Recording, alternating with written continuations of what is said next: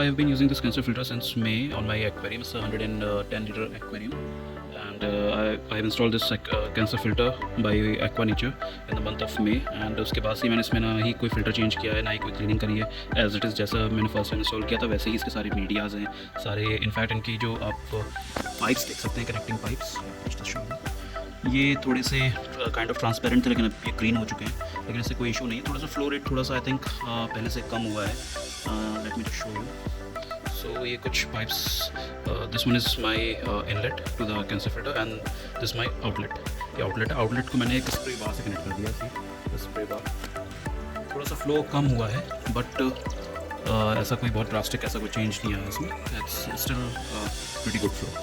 सो लेकिन अगर आप इसकी वाटर क्वालिटी देखेंगे, जो ये water quality it's extremely clean. मैं इसमें सी कैम के कुछ अपने प्रोडक्ट्स यूज़ करता हूँ, लाइक सी कैम क्लैरिटी है, प्राइम है एंड प्रेस्टीन.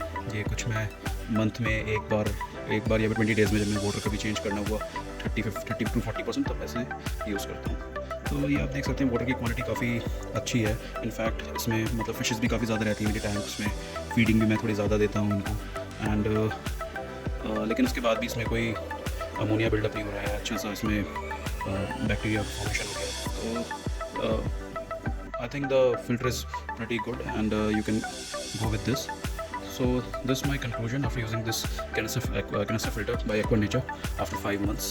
ये स्प्रे बार है एंड इसको आप डायरेक्टली भी यूज़ कर सकते हैं. फर्स्ट पहले मैंने इसे इंस्टॉल किया था इस डायरेक्शन में, डायरेक्टली आउटलेट था, लेकिन अब इसमें स्प्रे बार लगा दिया है. तो मैं कभी कभी अपना एरेटर बंद करके डायरेक्टली इसको ही मैं एज एन एरेटर की तरह भी यूज़ कर लेता हूँ.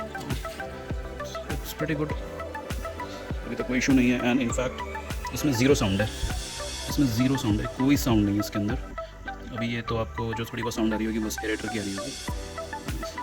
ये वाइब्रेशन मैं इसको बंद भी कर दूँ, मैंने इसको बंद कर दी, कोई साउंड नहीं. इनफैक्ट ये भी आपको साउंड नहीं आ रही होगी. तो काफ़ी अच्छा है ये. एंड अभी तक तो काफ़ी ठीक चल रहा है. लेट्स सी कितना टाइम और चलता है. So that's all for today.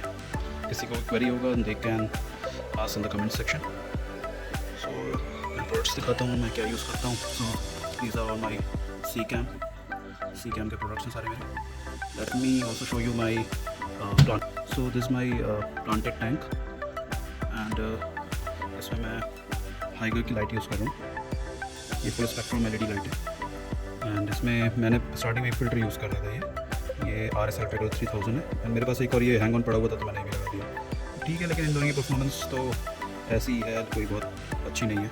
I am also thinking of changing these two hang on filter with some tidal करता है. एंड या तो एक्वानेचर का ही एक मैंने देखा था, आई थिंक मैं वो परचेज़ करूँ. बट ओवरऑल ठीक है सेटअप. अभी प्लांट्स तो ऐसा लो टेक सेटअप, इसका नॉन CO2. इसमें देखेंगे आप मतलब गपीज़ हैं, कुछ टेट्राज हैं एंड ठीक है सेटअप. इसमें गपीज़ के बेबीज़ भी काफ़ी हो गए हैं. So that's all for today now. Thank you. Thanks for watching.